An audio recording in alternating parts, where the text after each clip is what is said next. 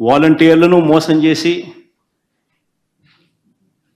ఎన్నికలప్పుడు 10,000 ఇస్తామని చెప్పి రకరకాలుగా మభ్యపెట్టి వచ్చిన వెంటనే ఫస్ట్ ఉద్యోగాలు పోయినట్టు ఎవరి అంటే వాలంటీర్లే.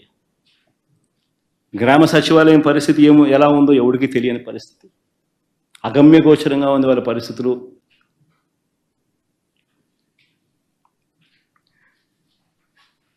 ఈరోజు ఇంత దారుణంగా ఉన్న ఒకవైపున వ్యవస్థలన్నీ కూడా దారుణంగా అప్పటితో కంపేర్ చేస్తే దారుణంగా వ్యవస్థలన్నీ కూడా వెనక్కిపోయిన పరిస్థితులు ఒకవైపున కనిపిస్తూ ఉంటే, మరోవైపున సంపద సృష్టి, ఇది వెరీ ఇంపార్టెంట్. సంపద సృష్టి అని అంటే నిజంగా ఏమిటి అన్నది అర్థమయ్యేట్టుగా కాస్త చెప్తా. రాష్ట్రానికి ఉన్న ఆదాయాలను ఇంకా అదనపు ఆదాయం రాష్ట్రానికి వచ్చే విధంగా ప్రభుత్వం ఏదైనా కార్యక్రమాలు చేయగలిగితే దానిని సంపద సృష్టి అని అంటారు.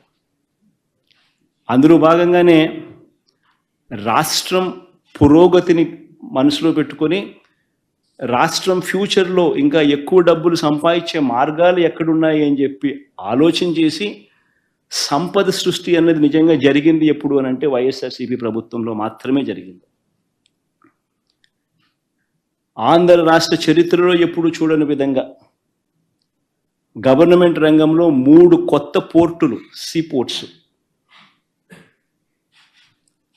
దాదాపుగా 12,000 కోట్ల రూపాయల పై చిలుకుతూ 3 కొత్త పోర్ట్లు, 12-13 కోట్ల రూపాయలతో 3 కొత్త పోర్ట్లు నిర్మాణం వేగంగా కూడా సాగి, దాదాపుగా ఒక పోర్టు అయితే 65%, మరో పోర్టు దాదాపుగా 30-40%, ఇంకొక పోర్టు దాదాపుగా 25-30% పూర్తి కూడా అయిపోయింది అప్పటికి. ఈరోజు ఆ పోర్టులు కన్నా పూర్తవుతే ఆ పోర్టులకు ఫండింగ్ కూడా సమస్య కాదు. దానికి సెపరేట్గా మ్యారిటైమ్ కార్పొరేషన్ క్రియేట్ చేసి దానికి సెపరేట్ ఫండింగ్ ఆర్గనైజ్ చేసి సెపరేట్గా దానికి ఫండింగ్ ఎలాంటి ప్రాబ్లం లేకుండా చేసినాం.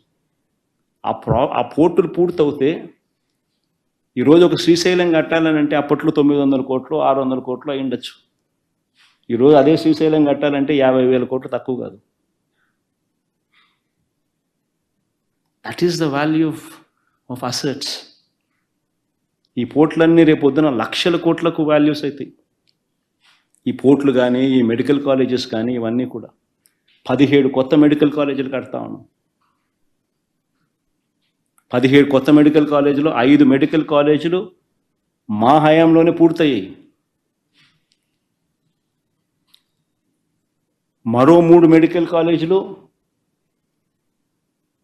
సీట్ల మెడికల్ కౌన్సిల్ ఆల్రెడీ సీట్స్ కూడా అలాట్ చేసినారు. సమోసాలకి 9 కోట్లు అలా కదండి, సమోసాలకి 9 కోట్లు అనుకున్నప్పుడు ఇవన్నీ మనం చూడాలి.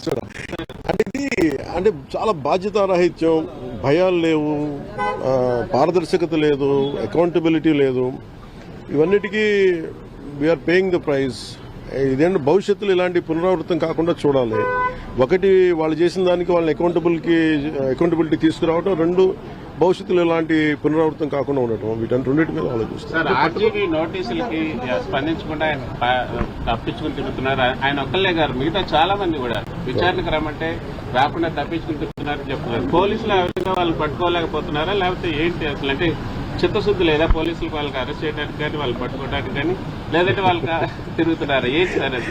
Let the police do their job, let me do my job. నా పని నేను చేసుకున్నాను, వాళ్ళ పని వాళ్ళు చేయాలి కదా.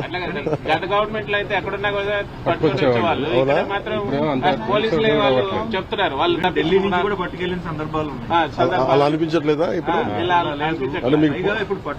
ఇప్పుడు నందిగామలో దాడి చేసిన వాళ్ళు సింపుల్ గా కోర్టుకు వెళ్లి వచ్చి మేము బయటకు వచ్చేసామని చెప్పి కాలర్ ఎగరేసుకునేటువంటి పరిస్థితి కనిపిస్తా ఉంది. సో ఎట్లా అంటే నేను ఒకటి లా అండ్ ఆర్డర్ హోమ్ నేను చేయట్లేదు. సో మీరు ఇది అడగాల్సింది మీరు ముఖ్యమంత్రి గారిని అడగాలి. కూటమి ప్రభుత్వం కాబట్టి కరెక్టే. అలాగే ఇప్పుడు పంచాయతీ రాజ్ గురించి అడిగితే నేను చెప్పగలను. కొన్ని ఇది మా ఇంటర్నల్ గా ఏం జరుగుతుందో ఒకసారి మీరు చెప్పిన అన్ని ఖచ్చితంగా నేనే దాన్ని తప్పించుకోవట్లేదు కదా, కానీ ఒక మాట చెప్పేటప్పుడు కొంచెం బాధ్యతగా చెప్పాలి. సో మీరు మా మీడియా మిత్రులు అడిగారు ఢిల్లీలో, ఇవన్నీ నేను ముఖ్యమంత్రి గారి దృష్టికిను హోంమంత్రి గారి దృష్టికి తీసుకెళ్తాను. ఏం చెప్పంటారు చెప్పండి, మీ మాటకి నేను తీసుకెళ్తాను. అంటే మిమ్మల్ని అంత ఇబ్బంది పెట్టినప్పుడు, అంత ధైర్యంగా ఆంధ్ర పోలీసు ఉన్నప్పుడు ఈ రోజు ఆంధ్ర పోలీసు ఎందుకు తట్టుపాయిస్తున్నారు అడగాలి కదా, ఖచ్చితంగా అడుగుతాను.